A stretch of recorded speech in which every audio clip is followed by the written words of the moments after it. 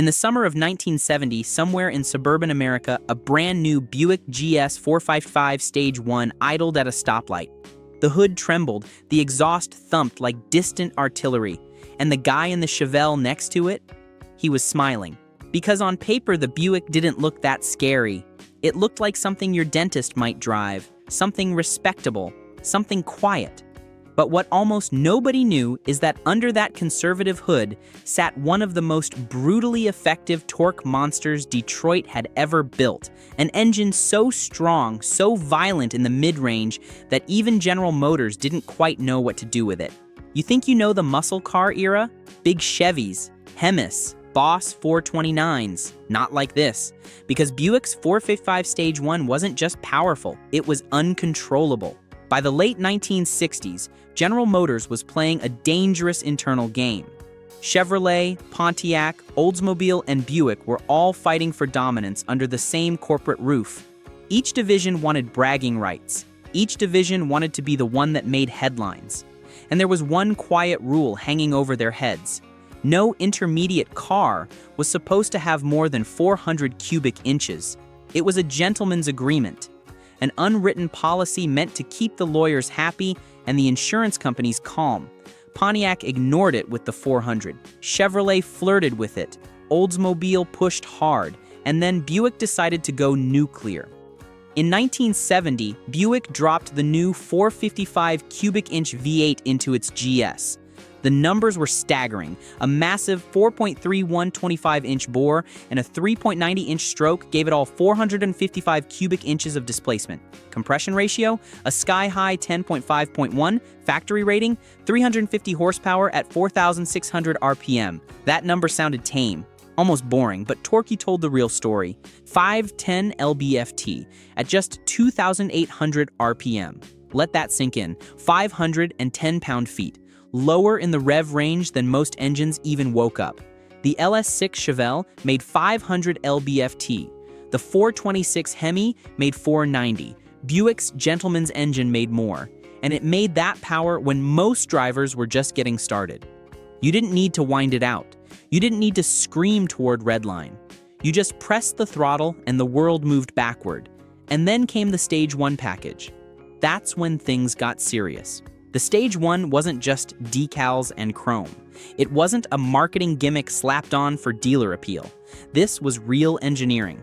It included a hotter camshaft with 0.490 inches of lift, larger valves measuring 2.12 inches on the intake and 1.75 on the exhaust, revised cylinder heads with improved port flow, and a recalibrated Rochester quadrajet sitting on a cast iron intake. The distributor curve was more aggressive. Valve springs were stiffer. Even the cooling system was upgraded to handle the extra heat this beast would generate under hard use. Every change was deliberate. Every modification served one purpose: more violence at low RPM. Officially, the horsepower rating stayed at 360. Unofficially, most insiders admit the real number was closer to 400 horsepower. Some dyno tests later suggested even more. And the torque remained a mountain, 510 lb-ft, all available just off idle. Most people don't realize how insane that is in a street car. Modern turbocharged trucks make numbers like that, but they do it with forced induction and computer management. The Stage 1 did it with nothing but cubic inches, cam timing, and brute mechanical force. No turbos, no superchargers. Just displacement and engineering ruthlessness. At the 1970 NHRA Nationals, stock GS 455 Stage 1 cars were running quarter-mile times in the low 13-second range, around 13:38 seconds at 105 mph bone stock. With slicks and tuning, they dipped into the 12s.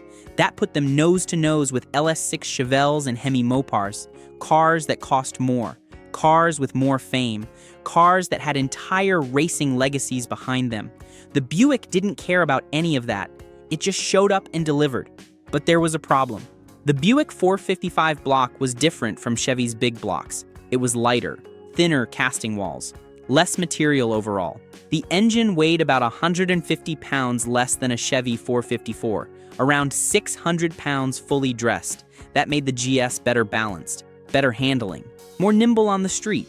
But under sustained high RPM abuse, the bottom end could flex. The main webs weren't as thick. The crankshaft, though strong, didn't have the same margin for 7,000 RPM punishment that some other big blocks offered. Push it too far and oil pressure would dip. Bearings would show heat discoloration. Racers reported main catwalk under extreme drag strip launches, and those launches were extreme. Mechanic stories started circulating through shops and garages. The oil looked like metallic paint, one racer said after a hard weekend of passes. The torque was so violent at low RPM that stock drivetrains were snapping like twigs. Drive shafts twisted, rear ends groaned under the load. TH400 transmissions, which were considered bulletproof, needed reinforcement just to survive. One mechanic in Michigan recalled a Stage 1 that came in with a broken axle after just 3 drag strip passes. The owner hadn't even done a full burnout. He just launched it hard. The torque did the rest. The engine wasn't failing because it was weak. It was failing because it hit too hard. Buick engineers had tuned the 455 for torque dominance. The long 3.90-inch stroke meant piston speeds climbed quickly. At 5,500 RPM, average piston speed was already flirting with stress limits for factory rods. The red line wasn't high, around 5,200 RPM in stock trim, but it didn't need to be. This thing made peak torque before 3,000 RPM. You'd barely touch the throttle and the rear tires would beg for mercy. You'd feel the chassis squat. You'd hear the exhaust note drop into that deep, angry rumble. And then you'd just go. No drama, no noise, just relentless forward motion. And then the insurance companies noticed.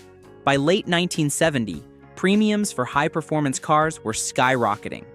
A 25-year-old driver could pay nearly $3,000 a year to insure a big block muscle car. That was almost the price of the car itself.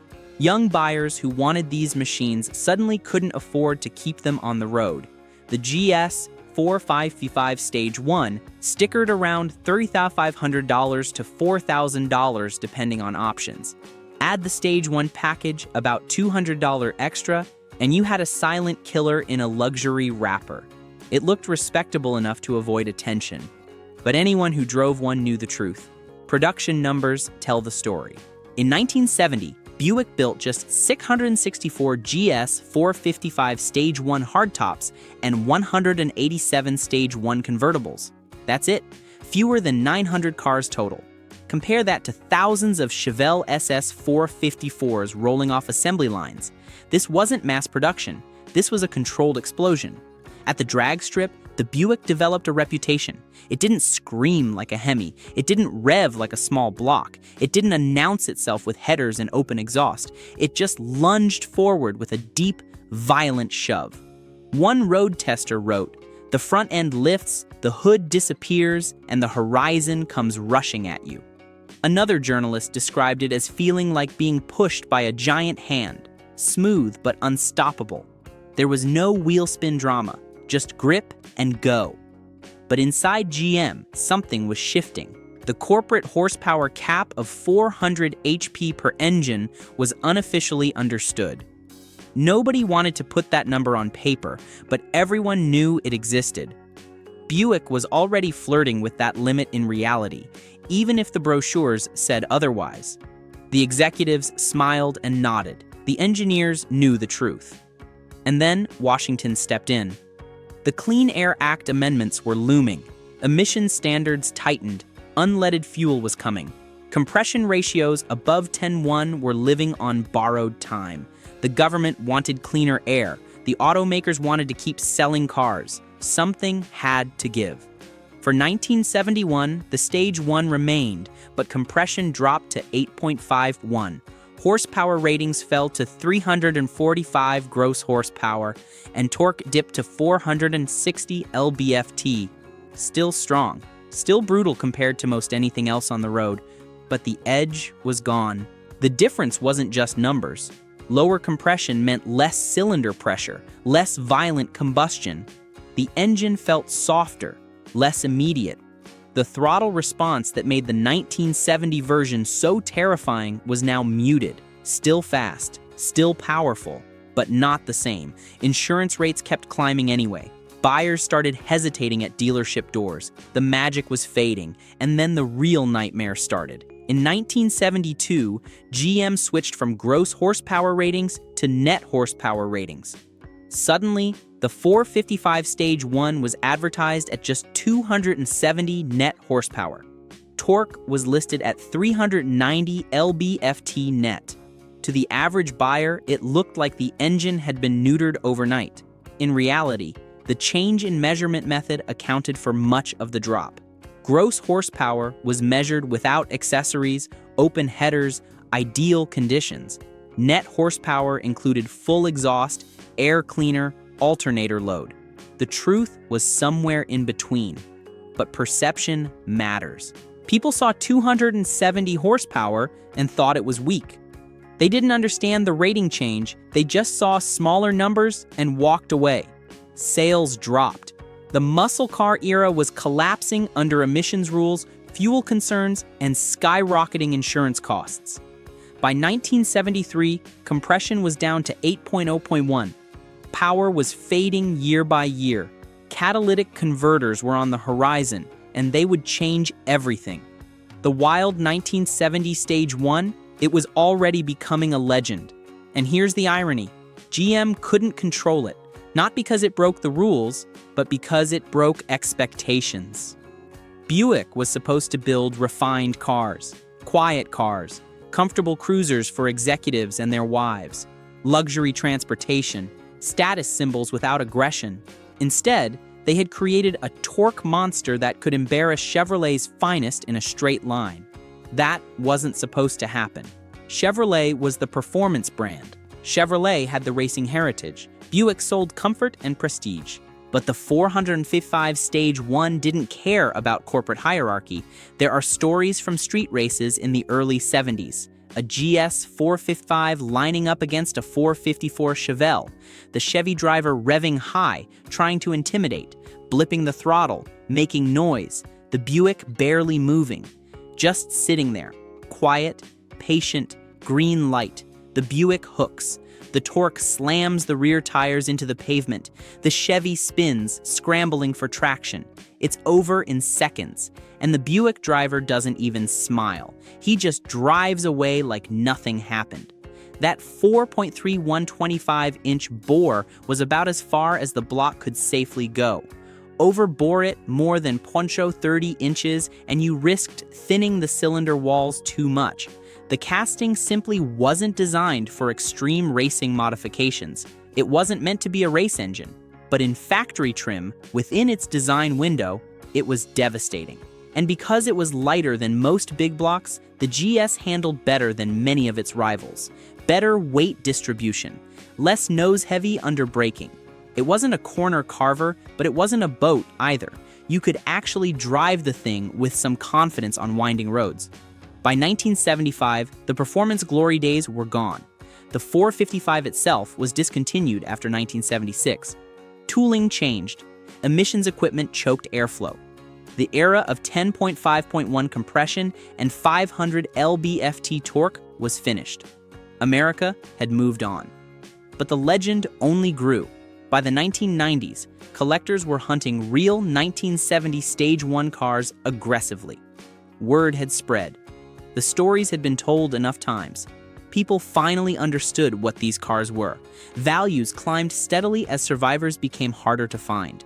Today, a documented 1970 GS 455 Stage 1 convertible can command well over six figures.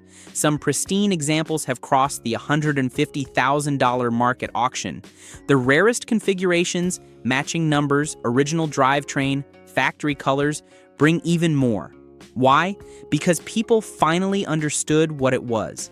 It wasn't just another big block. It was a corporate rebellion wrapped in a gentleman's suit. An engine that made more torque than almost anything else on the street. delivered lower in the rev range than seemed possible, and did it in a car most people underestimated. It proved that power doesn't have to be loud to be real. Most people have no idea that in 1970, the highest torque production muscle car you could buy wasn't a Hemi, it wasn't a Chevelle, it wasn't wearing Mopar badges or Chevy bow ties, it was a Buick. And that's what makes the 455 Stage 1 so fascinating. It didn't need sky-high RPM. It didn't need flashy marketing. It didn't need racing heritage or famous names attached. It just needed 4.31 25 inches of bore, 3.90 inches of stroke, 10.5.1 compression, and a cam that let all 510 lb-ft hit like a hammer at 2,800 RPM. It was simple, brutal, effective. In the end, GM didn't kill it because it failed. They killed it because the world changed. Emissions laws, insurance crackdowns, corporate caution, fuel economy concerns. The muscle car wars burned too bright and too fast. But for one perfect moment in 1970, Buick built an engine they couldn't quite control. An engine that twisted drive shafts, humbled rivals, and rewrote what a luxury brand was supposed to be. That's the wild truth of the Buick 455 Stage 1. Not just a footnote in muscle car history, but one of the most torque-dominant production engines Detroit ever unleashed. If you enjoyed this deep dive into one of the most underrated muscle engines ever built, let me know in the comments what you want to see next. Another forgotten torque monster, a legendary rivalry, or a corporate rebellion that changed automotive history. And make sure to subscribe so you don't miss the next story hiding under Detroit's sheet metal.